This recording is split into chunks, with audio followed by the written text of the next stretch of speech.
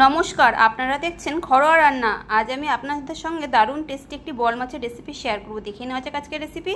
আমি এখানে নিয়েছি আদা, পেঁয়াজ, টমেটো, কাঁচা লঙ্কা, এই সব দিয়ে একটা পেস্ট তৈরি করে কড়াই দিয়ে দিচ্ছি সর্ষের তেল। তেল গরম হয়ে গেছে, মাছগুলোকে নুন হলুদ মাখিয়ে ভেজে তুলে নেব।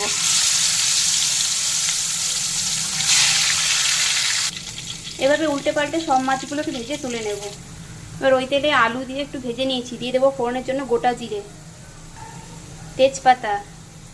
ফোড়নটা একটু ভাজা হয়ে গেলে দিয়ে দেবো আগে থেকে তৈরি করে রাখা সেই পেস্টটা। এটাকে দিয়ে 2 মিনিট মতন একটু কষে নেব।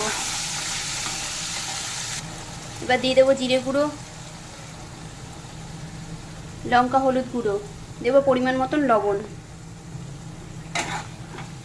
এই সব দিয়ে মশলাটাকে আবার 2-3 মিনিট ধরে একটু কষে নেব।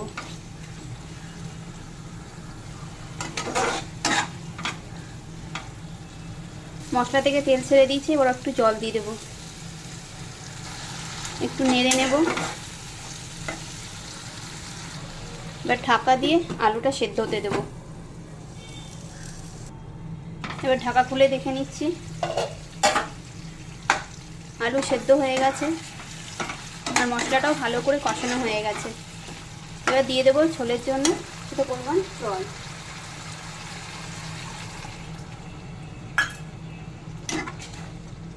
ঝোল ফুটতে শুরু করেছে, এবার ভেজে রাখা বোয়াল মাছগুলোকে আমি দিয়ে দিচ্ছি।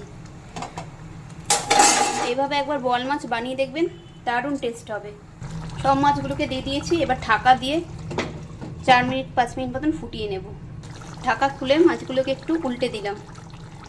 খুব সহজেই তৈরি হয়ে গেল বোয়াল মাছের এই রেসিপি। গরম ভাতে যা স্বাদ, এক কথা দারুণ।